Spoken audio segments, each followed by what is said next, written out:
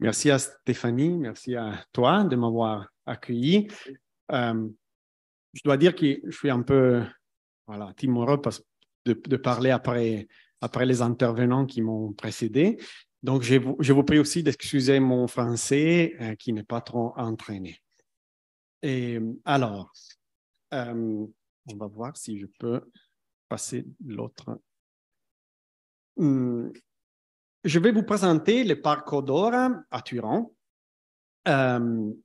J'ai intitulé cette présentation « La ruine nécessaire » et je vais vous présenter pourquoi dans quelques minutes. Dans l'histoire du parc Odora, il est possible de reconnaître différentes démarches par rapport à la sauvegarde des bâtiments industriels. Celle du parc est une histoire à la frontière, à la fois locale et globale, entre deux époques. Celle de la reconversion industrielle qui a caractérisé la postmodernité avec la crise de la production, mais aussi avec le grand investissement au niveau des capitaux financiers. Et d'autre part, la débâcle économique de la ville de Turin et la forte baisse démographique. Parc Odora est une grande opération publique de régénération urbaine qui s'inscrit dans un débat plus large sur les rapports avec le passé industriel de la ville de Turin. Ce débat est né et est développé entre la fin des années 80 et le début des années 2000. Les stratégies de démolition, de conservation sont influencées par une situation économique de plus en plus précaire et à des enjeux environnementaux de plus en plus évidents. Il est donc difficile de parler de ce parc et de ses ruines sans évoquer le passé industriel turin et les outils d'urbanisme qui ont transformé cette ville. L'actuel parc Odora n'est qu'une partie d'un ancien secteur industriel situé au nord de la ville. Entre la fin du 19e siècle et le début du 20e siècle, principalement des industries lourdes sont installées ici, grâce à la proximité de la rivière Dora, que vous voyez ici, et la position décentralisée par rapport au centre historique de la ville de Turin. Donc, vous êtes entre deux ensembles de fermiers généraux, je vais l'appeler pour faire un parallèle parisien. Vous voyez la première enceinte qui passe par là, c'est de la moitié du 19e, et ici, l'enceinte fiscale du début du 20e siècle. Et donc, la zone industrielle se développe entre les deux zones. Les deux barrières de la ville de Turin. Toutes ces parcelles industrielles ensemble vont former les aciéries Fiat, dont la production est utilisée ensuite par les usines automobiles qui devaient s'installer dans les années 1930 au sud de la ville de Turin.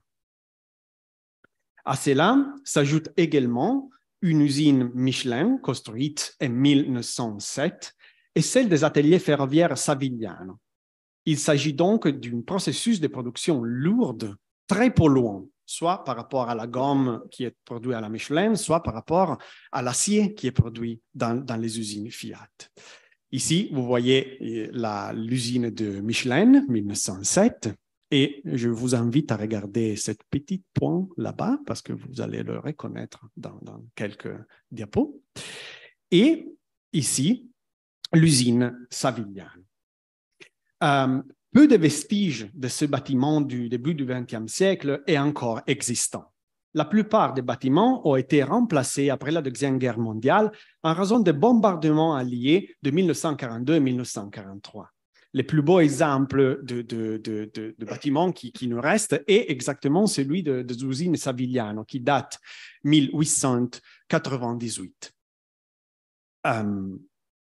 Au milieu des années 1980, la régénération des zones industrielles et la conservation de la mémoire matérielle de ces lieux devient de plus en plus claire. De nombreux sites industriels dans la partie nord de la ville ont été complètement abandonnés entre 1992 et 1995. Le plan directeur responsable de la reconversion post-industrielle de Turin n'a été approuvé qu'en 1995, mais son élaboration a commencé 10 ans plus tôt. Depuis la fin des années 1980, donc, le débat est ouvert sur la transformation de la vallée du fer, on va l'appeler comme ça. Il s'agit d'un processus de patrimonialisation qui est avant tout de nature publique. Et ici, vous voyez toutes les zones des usines Fiat qui sont là, des aciéries Fiat. 1, 2 et 3, la zone de la Michelin et la zone de l'usine ferroviaire Savigliano. L'effervescence autour de la régénération du patrimoine industriel de ville italien est mise en évidence par le thème de l'exposition Ville imaginaire en voyage en Italie, 9 projets pour 9 villes, qui s'est tenue en 1987 à la 17e Triennale de Milan. La zone des aciéries Fiat et de la vallée de fleuve Dorin, de la rivière Dorin, est choisie comme le quartier à représenter Turin, avec le soutien économique de la municipalité de Turin. C'est à cette occasion qu'il se joue différentes manières de se rapporter à la destruction, à des structures industrielles pas encore abandonnées, mais dont l'avenir est désormais marqué. Au cours de ces projets, on trouve les pavillons des aciéries Fiat. Piero De Rossi, qui est l'auteur de l'image que vous avez vue et qui vous voyez maintenant, est coordinateur de l'initiative pour les sites de Turin et propose pour les quartiers un centre d'affaires. En résulte un nouveau morceau de ville dans lequel les parcs et les nouveaux bâtiments fusionnent sans séparation claire. Les présistences industrielles sont vues ici comme une opportunité d'accueillir de nouvelles fonctions. Plutôt qu'une réutilisation adaptive, les structures font l'objet d'une véritable colonisation des nouvelles fonctions. Et vous voyez ici le pavillon des usines Fiat qui sont au centre de ce nouveau quartier qui est imaginé pour cette partie de la ville. Je vous présente quelques projets qui ont été développés dans cette occasion de la Triennale de Milan. Ici, vous voyez un projet de Sergio Iaretti qui va conserver aussi certaines parties, les plus noires, des usines Fiat, mais imagine aussi un parc autour de cette structure.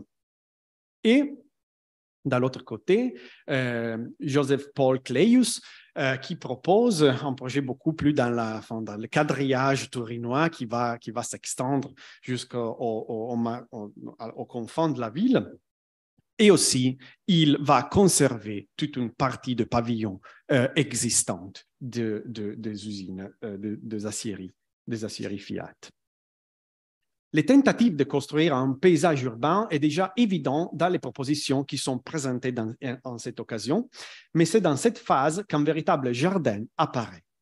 C'est la proposition de la faculté d'architecture du Polytechnique de Turin et de Roberto Gabetti qui propose un bastion urbain, une, je cite, vallée verte, anonyme et patiente. Comme ça, il va décrire son projet, dans lequel, cependant, la conservation de tout artefact industriel disparaît. Vous ne voyez, aucun pavillon qui est conservé dans ce cas. Dans les mêmes années, la dialogue ouverte par la Triennale se poursuit avec les travaux de l'École polytechnique de Turin, où le protagoniste absolu est la régénération des espaces ouverts en lien direct avec la rivière Dora. Les pavillons de décoffrage des aciéries Fiat est au centre de ces débats, non pas comme une ruine dépourvue de fonctions, mais toujours comme l'objet d'une colonisation des nouvelles fonctions et usages. Et ici, vous voyez, une autre fois, c'est toujours le même pavillon que je vais vous montrer, qui est l'objet de ces nouvelles propositions qui vont bâtir autour et dedans la structure qui existe déjà. Le bâtiment industriel, et notamment le pavillon de décoffrage, entre donc progressivement en jeu comme élément d'un processus accéléré de patrimonialisation publique. Public parce que c'est un processus qui est mené par les acteurs publics, avec peu d'intervention du marché de la société civile. Il est suffisant de noter que la naissance d'un comité citoyen correspond au début de démolition de ces structures en 2005 et n'affecte que marginalement le débat concernant la conservation des bâtiments. Il ne s'agit donc pas d'un processus d'héritage culturel, néanmoins juridique, mais d'un choix de projet soutenu aussi par les bureaux techniques de la ville de Turin. Accéléré, car le délai entre l'abandon et la transformation de cette zone est très court. On parle de 10 ans du début à la fin. Et l'introduction des zones entières sans règles dans le système réglementaire de la ville de Turin est un choc pour cette phase de la ville. Et en fait, en 1995, le plan directeur, qui est rédigé par Vittorio Gregotti et Augusto Cagnardi, est approuvé. Il prévoit la transformation des grandes zones industrielles de la ville de Turin autour d'une colonne vertébrale, vous la voyez ici, centrale, qui est appelée la spina. Je ne sais pas comment la traduire, mais c'est vraiment une véritable colonne vertébrale. Les zones industrielles sont donc confiées à des professionnels locaux pour le développement de plans d'aménagement. Et vous voyez que la partie des aciéries Fiat joue un rôle important dans ce plan directeur. Hein. Et on imagine finalement un parc pour cette partie. Et cette parc... et ici, vous voyez, il y a beaucoup d'autres zones industrielles qui sont toujours traitées à la même manière. Donc, destruction complète de ce qui existait et nouveaux bâtiments et un parc. Il y a aussi une deuxième zone et une troisième ici. Au centre de Spina 3, donc les schémas structurels du plan directeur prévoient un parc, et vous le voyez ici, où disparaît toutes les structures industrielles préexistantes et où se perd la mémoire de l'usine de production, la stratégie et la tabula rasa, qui est possible par l'hypothèse, à ce moment-là, d'énormes capitaux financiers disponibles pour le redéveloppement urbain.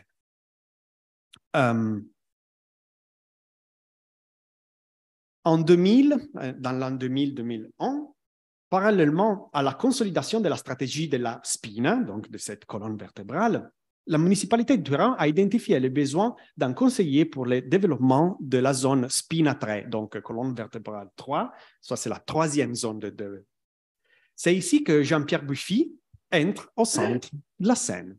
Exactement, le concepteur de la ZAC Bercy, qui a donné sa contribution au développement de cette zone.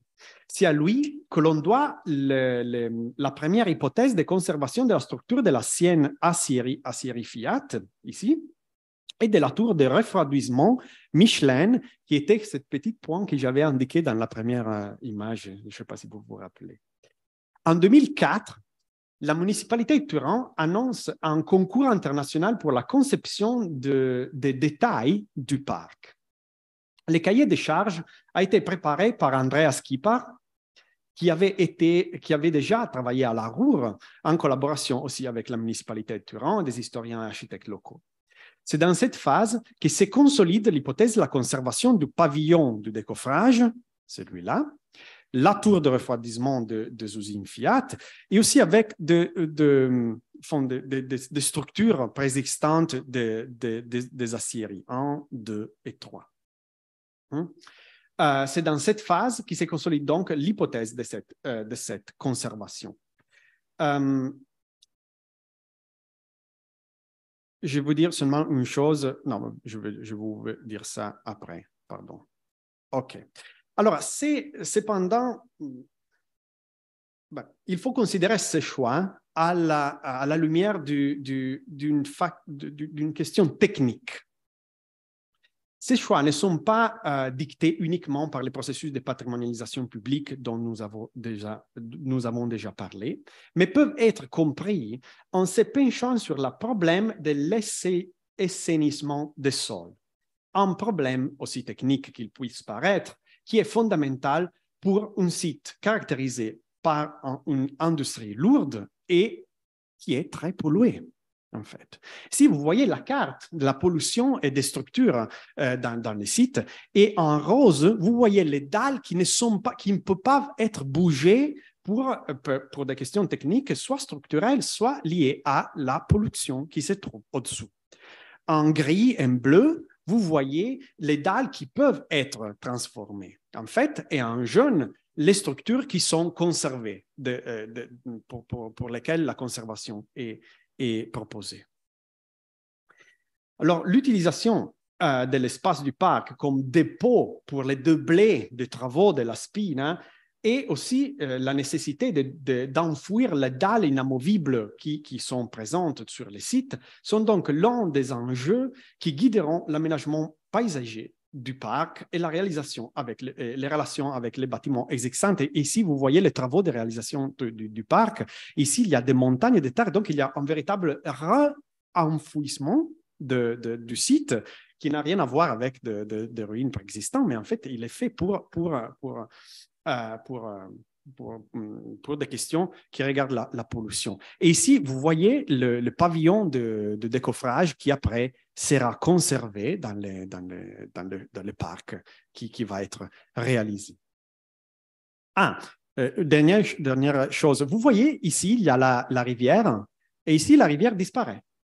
Okay? Parce que la rivière était couverte pour extendre les zones de production. Il y avait besoin d'espace et donc ils ont couvert la rivière dans les années 50. Ça vient d'être important dans quelques diapos, j'espère. Alors, dans ces concours qu'on est lancé en 2004, il y a deux mondes qui s'affrontent. Les Français et les Italiens d'un côté et les Allemands de l'autre côté. En fait, les Italiens et les Français sont ensemble pour une fois. Et seulement pour vous donner quelques noms, Bernard Lassus, Michel Courajou, Michel Devigne avec l'atelier Jean Nouvel font des propositions pour cette parc qui sont complètement ignorées, ne sont pas considérées par le jury. Et ici, vous voyez une proposition italienne dans ces cas-là. Et aussi, dans l'équipe ici, il y a Massimo Crotti, qui, je sais, quelqu'un d'entre vous connaît.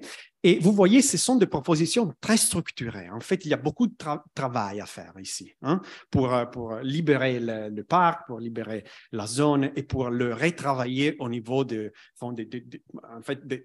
niveaux paysagers sur les sites.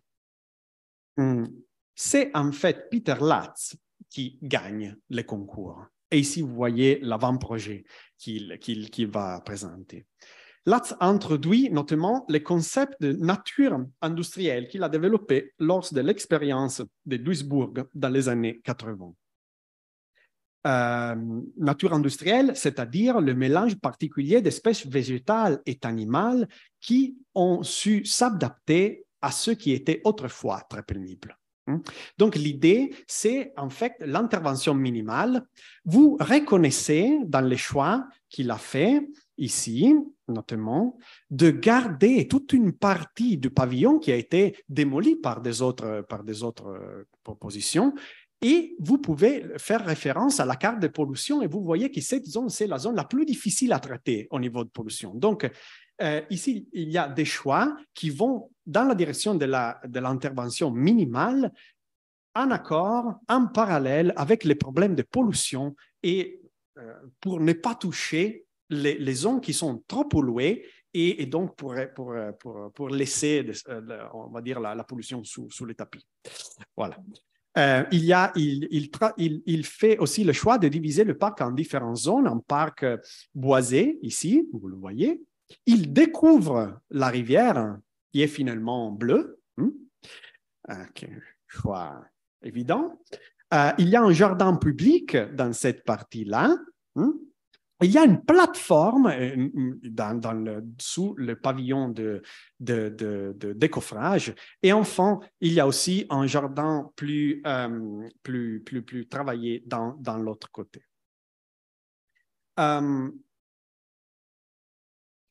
Les parcs, ici vous voyez, ça c'est une image que j'ai prise en 2018. Ça c'est en fait la destruction, la démolition de la couverture de la rivière. Les parcs d'Ora ne s'agit donc pas d'une récupération de la mémoire oubliée. Il n'y a pas de processus de réappropriation de la ruine et merci pour la note de vocabulaire qu'on a eue. Probablement, ruine, ce n'est pas le terme correct pour ce qu'on est en train d'analyser. C'est plutôt une ruine, pardonnez-moi, conçue. Donc, les résultats d'une sélection et de la démolition des structures existantes qui caractérisent bien d'autres sites. Et j'imagine, j'ai comme référence très claire le parc La Villette ici à Paris. En fait, c'est une situation qui est pour plusieurs motivations qui peuvent être comparées. Parc Odora applique donc un paradigme qui prévoit une transformation profonde de l'existence. L'intervention de grands capitaux qui rend possible cette gigantesque transformation et démolition sélective. La dépense d'une immense quantité d'énergie. C'est une transformation exceptionnelle pour son extension et sa réalisation. Et sa réalisation s'est déjà heurtée au changement complet du cadre économique et démographique dans lequel le parc a été conçu. Les projets qui partent, et ici vous voyez la démolition du pavillon qui nous sommes en train d'analyser, okay? La partielle démolition. Les projets qui partent de Peter Latz, en partant d'une perspective d'intervention minimale expérimentée avec le parc de Duisbourg, déplace l'attention de la réutilisation fonctionnelle proposée au milieu des années 80 vers l'utilisation en tant que plateforme. Donc, il n'y a pas de fonction ici. Il n'y a pas de refonctionnalisation de structures qui existent déjà. Il y a juste la couverture. Donc, il y a la couverture qui est gardée, les piliers, dedans, il n'y a plus rien. Et ici, vous voyez un festival de musique techno qui se tient tous les août, le juillet, pardon, si vous êtes passionné, vous pouvez rejoindre. C'est très bon, j'y vais. Et en fait, c'est génial. Vous voyez ces plans de gens. La même structure est utilisée aussi pour fêter la fin du Ramadan. Donc, vous voyez, il y a beaucoup d'appropriation de l'espace public dans ce sens-là. Donc, l'impossibilité de démolir certaines parties des aciéries se transforme en expérimentation. Les socles sont utilisés pour accueillir des plantes qui doivent servir à l'assainissement des sols, une expérimentation qui s'arrêtera bientôt. Ici, vous voyez la nouvelle passerelle et tous les piliers qui sont conservés à côté de la couverture qu'on a vue avant. Et ça, c'est exactement la partie qui était difficile à récupérer en termes de pollution et qui n'était pas touchée, était seulement démontée, on va dire, par Peter Latz. Et ici, vous voyez tous les socles de machines pour la lamination de l'acier qui ont été gardés, en fait, et ont été remplis par l'eau. Et comme ça, il y avait cette idée que cette eau avec des plantes pouvait aider à la récupération au niveau de pollution, ce qui n'a pas abouti bien. En fait, maintenant, cette expérimentation a été interrompue. Donc, l'image, c'est très beau, mais c'est daté en 2010. Et maintenant, c'est 2023. La tour de refroidissement de l'usine Michelin devient un monument plutôt qu'une ruine. Dans ces cas-là, vous vous rappelez, c'était dans le contexte de l'usine, et ici, c'est complètement isolé, complètement déconnecté du système des bâtiments qu'elle desservait. Tous les artefacts ne subissent pas cette spectacularisation, mais ils vont aussi par une réutilisation fonctionnelle. Et ici, vous voyez la partie de la rivière qui était couverte. Et en fait, certains morceaux ont été gardés de la même couverture des années 50 pour relier les deux parties du parc d'un côté et de l'autre. Donc, cette partie de la préexistence n'a pas été spectacularisée comme les autres. En fait, on n'aperçoit pas que c'est partie de l'ancien système industriel de production du site. Donc, au début de cette présentation, je vais presque terminer, au début de cette présentation, j'ai soutenu que l'histoire de Parc Odora se situe à la jonction des deux époques. Les projets de conservation du pavillon de décoffrage des aciéries s'inscrivent dans un vaste projet de transformation urbaine avec une très forte intervention du capital public. En même temps, l'approche envers les structures existantes est dans le sens d'une intervention minimale. Une ruine, entre guillemets, nécessaire donc. Je vais vous citer Daniela Salander qui cite Phil Smith à propos des ruines, entre guillemets. Et ils disent les ruines sont ce qui reste lorsque la ruine est temporairement et superficiellement retirée des ruines. C'est un endroit étranger où l'herbe est tondue, où des passerelles en bois sont construites pour crainte apparente que les gens ne soient infectés au IIIe siècle. Donc, l'idée, c'est de ne pas, vous l'avez présenté très bien ce matin, et c'est exactement ça, en fait, ne pas mettre la ruine ou la persistance à part, mais en fait, habiter, en quelque sorte, cet lieu. Une ruine, donc, entre guillemets, nécessaire non seulement à cause du processus de patrimonialisation publique, mais aussi à cause des actions techniques qui sont nécessaires pour transformer ces sites. Ce modèle de conservation ponctuelle et de réunification des bâtiments industriels persistants connaîtra un certain succès à Turin. Et vous voyez, je vous montre quelques images des autres sites à Turin dans lesquels la même processus a été mis en place. Ici, c'est la toute nouvelle partie du Parc d'Ora qui a été, en fait, il n'est pas abouti. Hein. Les travaux sont encore en cours. Il a ouvert en 2011 et il est en train d'être terminé. Pas encore terminé. Donc ici, c'est la toute nouvelle réalisation de bureau technique de la ville de Turin. Et ici, des autres exemples que vous voyez, le parc Aurelio Peccei, qui est aussi l'ancien emplacement d'une usine de production et une ex-usine de chocolat, de production de chocolat ici, à la ex-Venchi Unica. Sont peut-être des exemples moins exceptionnels, ne sont pas très bien comme Parco d'Ora, mais vous voyez que c'est une stratégie qui est reproposée, enfin, qui va être répétée dans le contexte de Turin. Je termine avec cette image du parc industriel de Duisburg, donc c'est tout autre part. Seulement pour vous offrir une petite réflexion, Parco d'Ora et ses ruines planifiées, ses préexistences, sont peut-être les derniers grands projets de la postmodernité à Turin. Un projet dans lequel, précisément parce qu'il arrive en retard par rapport à de nombreux autres cas européens, aussi parisiennes, si on regarde le parc de Bercy, la Villette, précisément parce qu'il arrive en retard par rapport à de nombreux autres cas européens, on peut apercevoir les germes de pensées qui sont aujourd'hui au centre du débat sur l'héritage matériel de la production industrielle.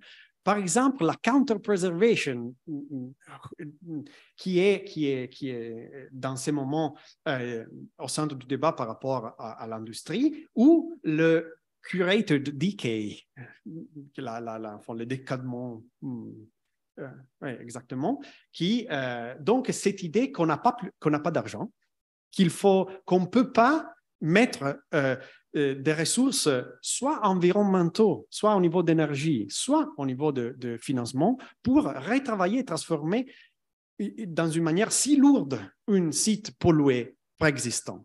Et donc, dans Parco d'Ora, on voit les tout premiers essais en Italie d'aller en cette direction. Et c'est pour moi que ce cas peut être intéressant pour cette discussion. Je vous remercie pour votre attention.